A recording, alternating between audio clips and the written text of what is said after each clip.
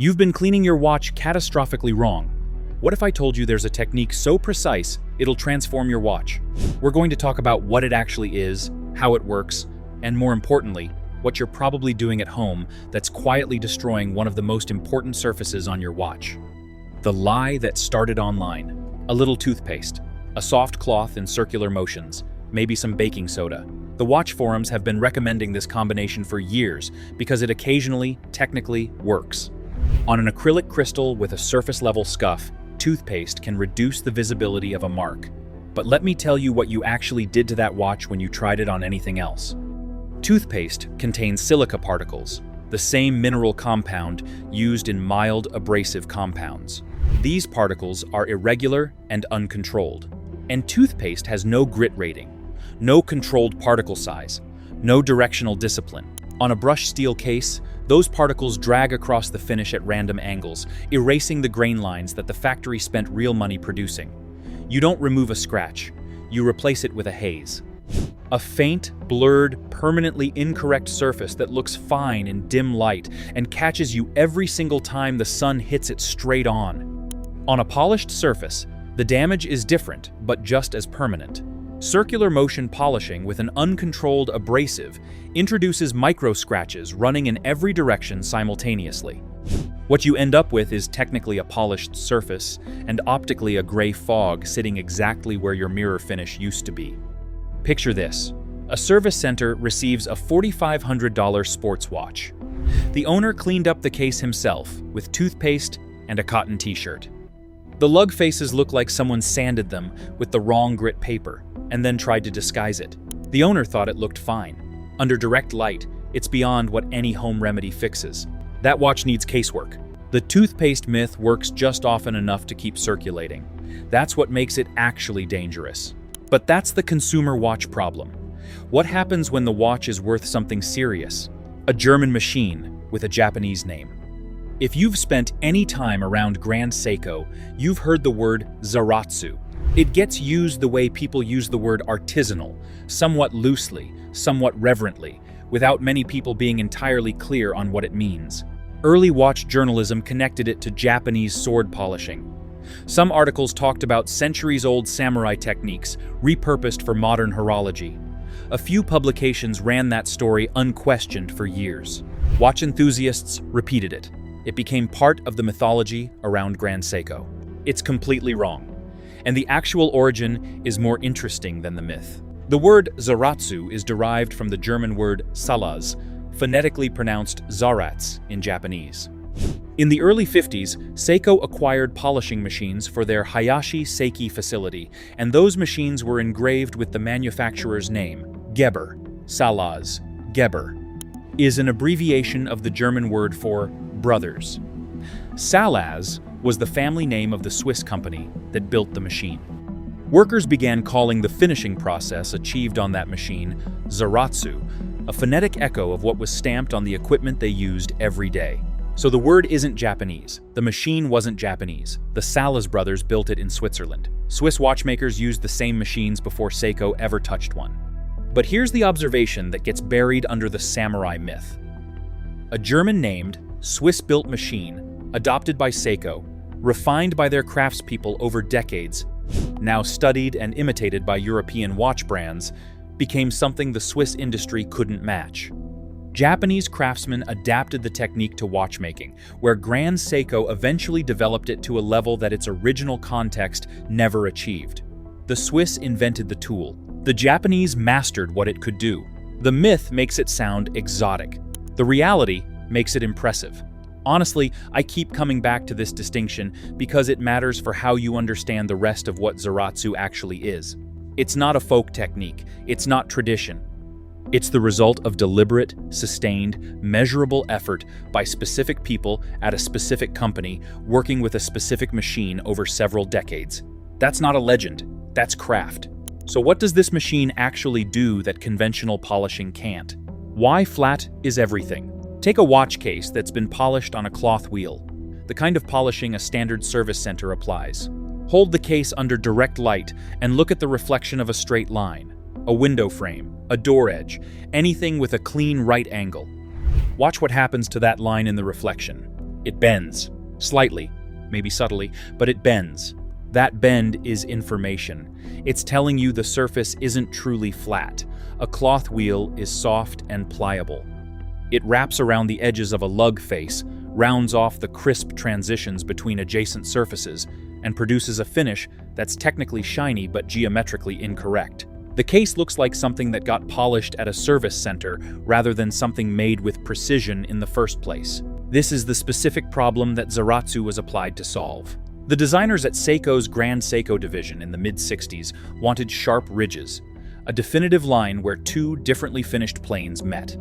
Mirror-polished faces meeting hairline-brushed flanks, with an edge between them so clean it looked cut with a blade. Conventional cloth wheel buffing dissolved those edges. The ridge would soften, round slightly, lose the architectural quality the design required. Zaratsu polishing uses a rigid, flat lapping plate instead of a soft wheel.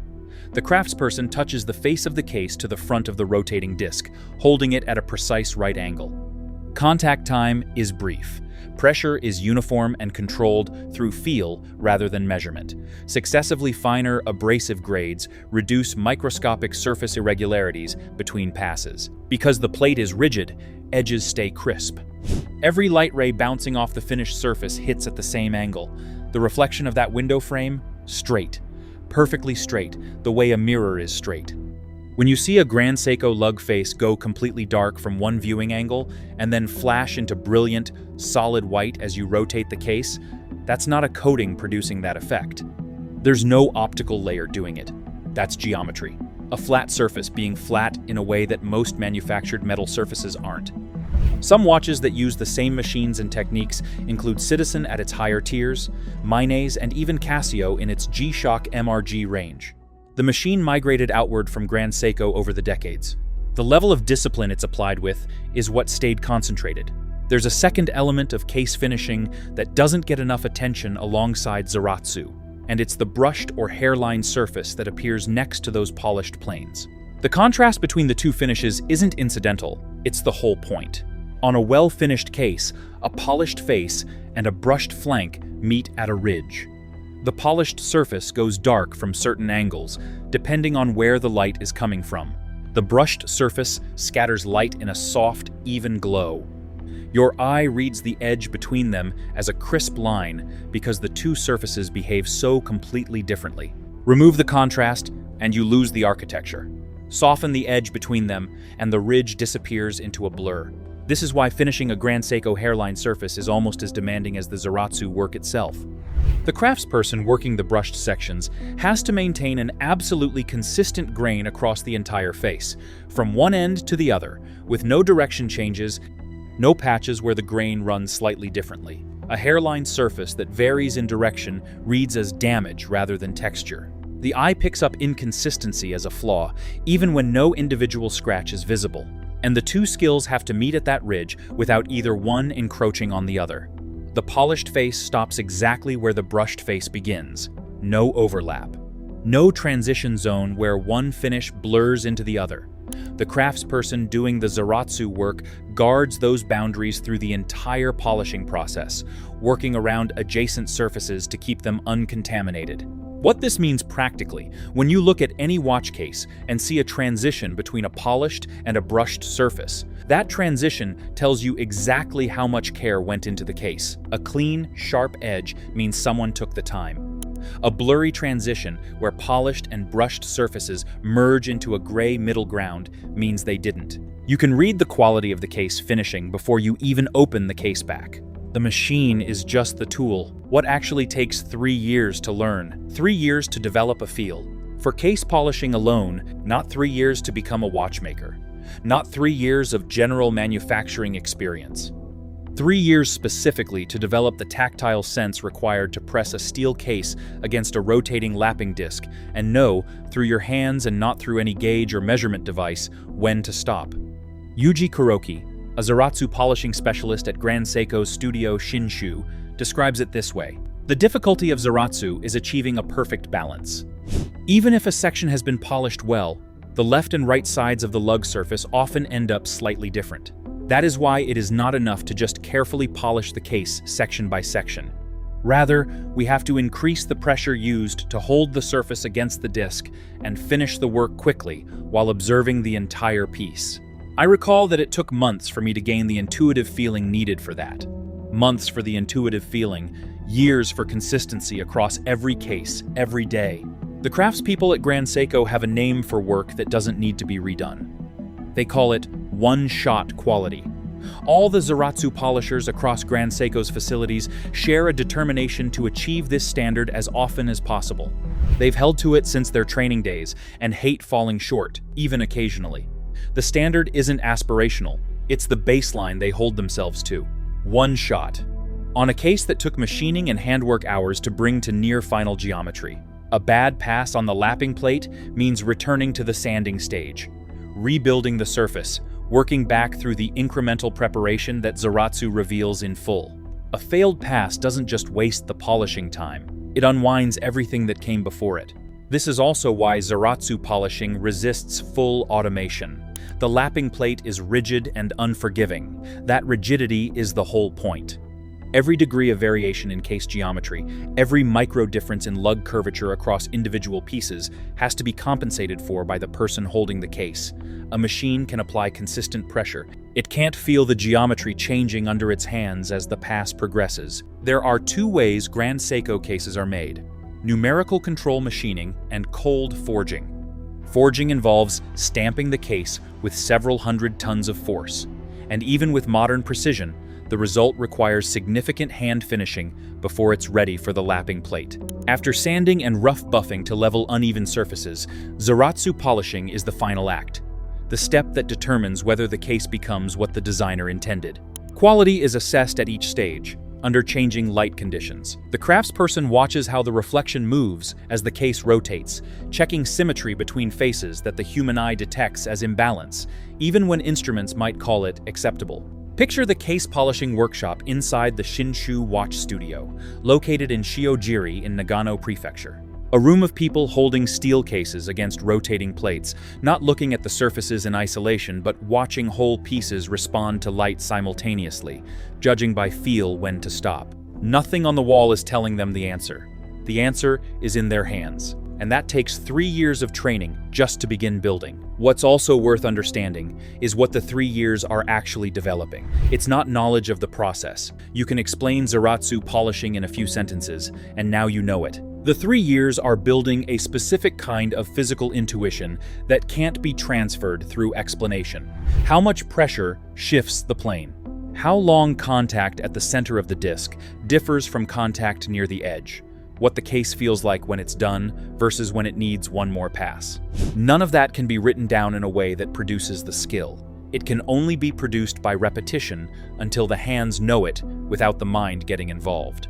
And 3 years is not the end point. Grand Seiko's own documentation states that complete mastery of the technique was said to require at least 10 years. 3 years to develop the intuitive feeling Kuroki describes. 10 years to reach what they call complete mastery. That gap is not a bureaucratic distinction. It's the difference between performing the technique acceptably and performing it with the consistency that defines one-shot quality. This is the oldest form of expertise. Pre-industrial crafts ran on it entirely. The watch industry mechanized most of that knowledge away because machines are faster and more consistent than trained hands. Zaratsu is one of the few places in modern watchmaking where the machine remains the tool and the person remains the craft. Now, what does any of this mean for the watch on your wrist right now? Your watch is not a Grand Seiko. That doesn't mean it deserves a cloth wheel. Most of the watches in this community aren't Grand Seikos. Most don't have Zaratsu finished lug faces. Most have machine-polished surfaces produced with cloth wheels at tolerances a few degrees looser than the Shinshu Watch Studio. That's honest. That's most of the industry. And that's fine. But understanding Zaratsu changes how you see any polished or brushed surface on any watch. It's not just shiny metal or textured metal. It's controlled light reflection. It's geometry encoded into steel. And that geometry was a decision. A specific texture, a specific direction of grain, a specific angle between adjacent surfaces. When you drag an uncontrolled abrasive across it, you undo that decision with no way to reverse it. Cape Cod cloths are the most common home maintenance mistake I see discussed online. They're soft, which means they wrap around edges. Repeated use on a polished surface rounds off sharp case transitions, the same way a cloth polishing wheel does, just more slowly. On a luxury sports watch where case geometry carries part of the value, soft, abrasive cloths, used without discipline, are a slow-motion version of what a service center buff does in 60 seconds. Cape Cod cloths do have a legitimate use. Flat, polished metal sections, flat strokes in a consistent direction, avoiding edges. That's the correct application. Never on brushed or satin finishes, which have their own grain direction that Cape Cod will immediately and permanently alter, turning a textured surface into something that looks polished in some areas and brushed in others. That's the worst possible outcome, and it can't be undone at home. The honest home maintenance approach for most watches is less aggressive than the internet suggests. A horsehair brush for bracelet links and case crevices, running under warm water with a small amount of mild soap. This is where salt, sweat, and oxidation concentrate. This is the real long-term surface threat, not scratches. A clean microfiber cloth for drying, working in one direction on polished surfaces, following the grain on brushed ones. That's the routine. Anything beyond that, any process involving material removal, needs to be approached with a clear understanding of which surface you're actually working on and what you're willing to accept if the result falls short of what you hoped. Which brings us to the mistake that costs collectors the most money and generates the most confusion. The crystal problem everyone gets wrong. This scenario plays out on the forums constantly. Someone's watch develops what looks like a scratch on the crystal. Faint, hazy, visible at certain angles. They post a photo. 12 people say the AR coating can be polished out. 4 people say it's in the sapphire and nothing can be done. 2 people suggest polywatch. Somebody mentions toothpaste again. They're all partially right, and mostly creating confusion, because they're treating 2 completely different problems as if they're the same problem. Most apparent scratches on sapphire crystals are damage to the anti-reflective coating applied to the crystal surface, not damage to the sapphire itself. Modern sapphire crystals rate approximately 9 on the Mohs hardness scale. Harder than anything you're likely to encounter during normal daily wear, short of a diamond ring or a concrete floor at an unfortunate angle. Genuine scratches in the sapphire are rare. Damage to the AR coating is not rare at all. These coatings are significantly softer than the underlying glass and can be compromised by materials that wouldn't touch the crystal itself. So the first question isn't, how do I fix this? The first question is, what am I actually looking at? Run your fingernail lightly across the mark. If you feel it, the crystal itself is scratched. If you can only see it, only under specific lighting angles, disappearing and reappearing as you move, it's almost certainly the coating. 2 completely different problems. 2 completely different responses. For a mark in the coating, diamond paste can reduce the appearance by leveling the surrounding area. A Watch You Seek forum member documented his process in detail, starting with 3.5 micron paste, working in circles for about 20 minutes, stepping down to 1.0 micron for another session, then finishing with 0.25 micron. The scratch above his small seconds hand, about a 1/4 inch long, was gone by the end of the 3rd session. The crystal looked exactly as it had the day he bought the watch. But here's what the short version of this advice always leaves out. Polishing an AR coating doesn't restore it, it removes it. You're trading a visible scratch in the coating for a section of glass with no coating at all. In some lighting, the watch looks better. In others, you'll see a patch that no longer matches the rest of the crystal's anti-glare character. The trade-off is real. Whether it's worth it depends on how much the scratch bothers you versus how much optical inconsistency you're willing to accept as the alternative. If the scratch is in the sapphire itself, replacement usually makes more practical sense than polishing. Sapphire polishing is technically possible with diamond abrasives, but the time investment per millimeter of depth removed makes it impractical for most cases. For a watch with a widely available crystal, the replacement cost is typically far lower than the labor involved in polishing work that may take hours and achieve partial results. The correct sequence. Identify what's scratched. Diagnose before you treat.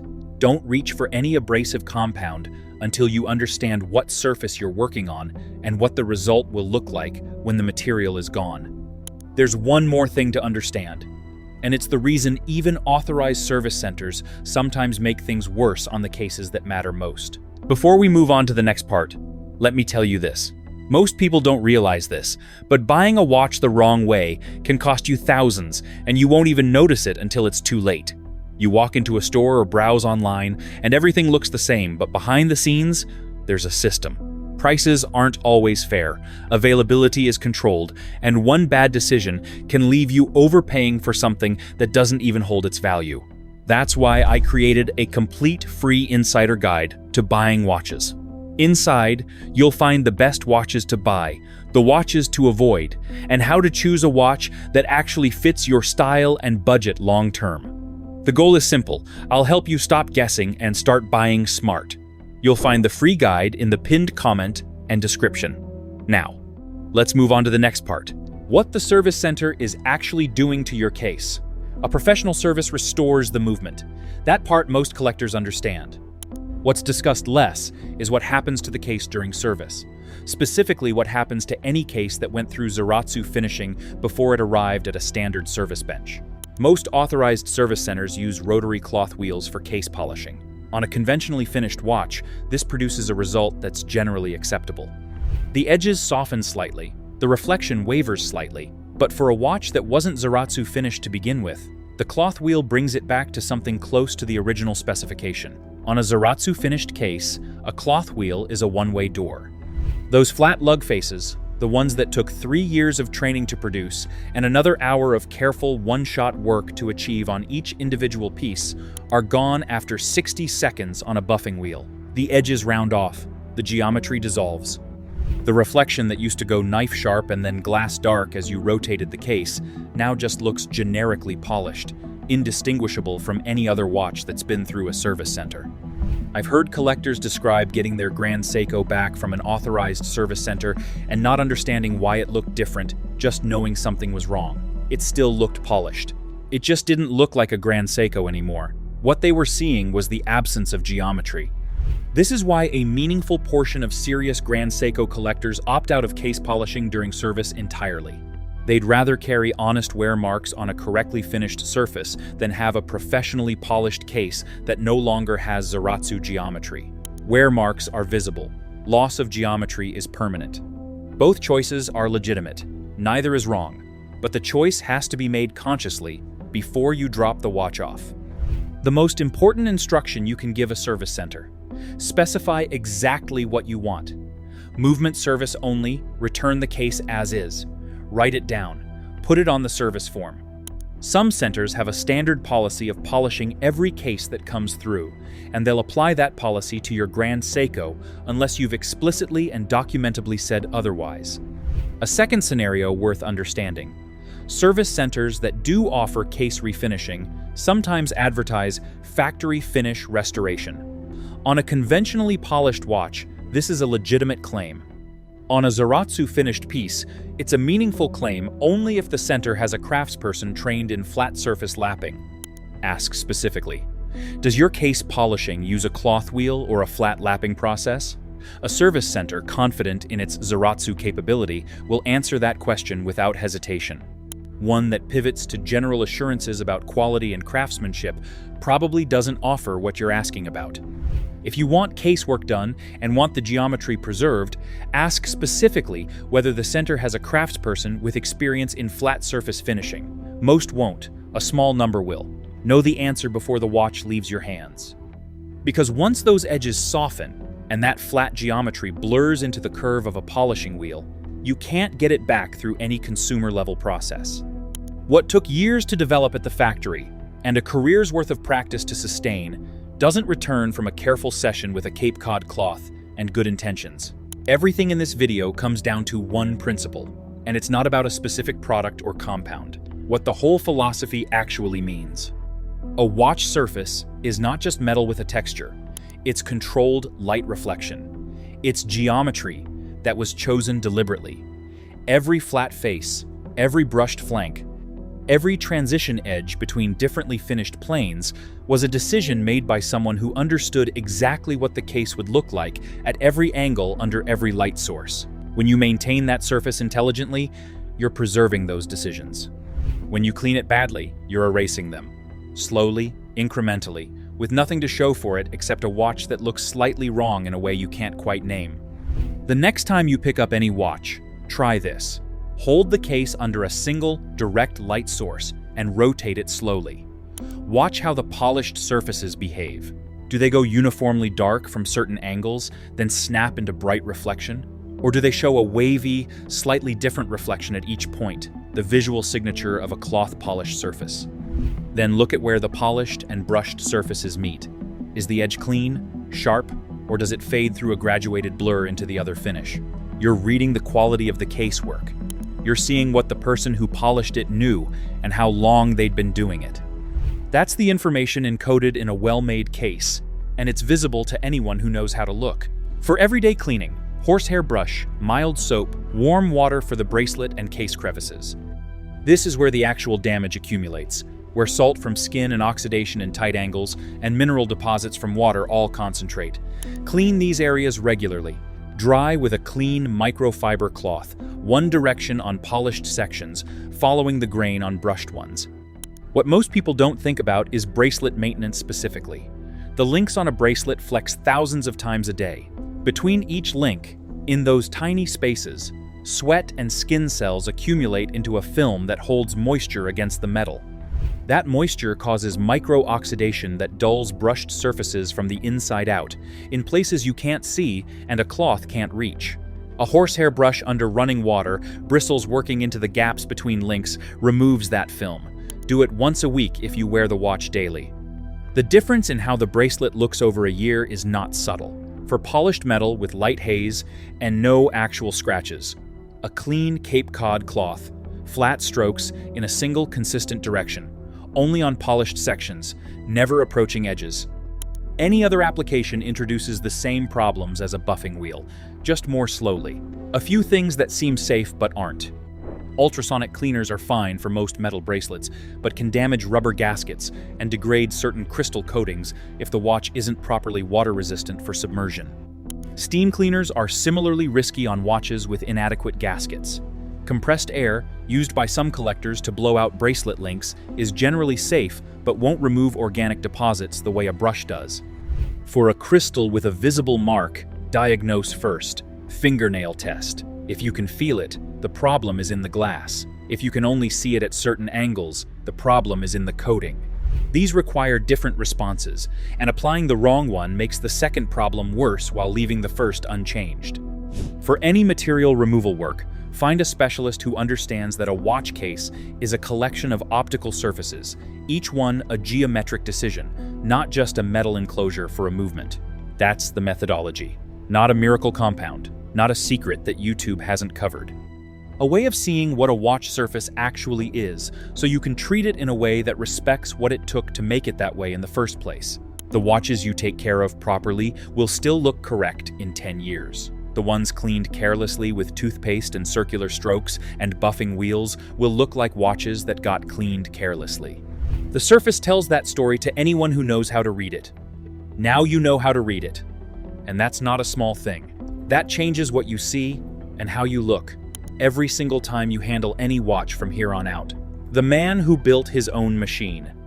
A craftsman named Kamil Dunkowski spent years independently building his own machinery, completely alone, thousands of miles from the Grand Seiko workshops in Japan, because he wanted to understand Zaratsu. He created his own tooling. He developed his own technique. He reproduced one of the most demanding case finishing methods in the industry from scratch, without any instruction from the people who originally developed it. When a journalist asked what it meant to him, as a European, to have mastered something so deeply connected to Japanese watchmaking, he didn't claim ownership of the tradition. He said, "I just pay homage to their great achievement."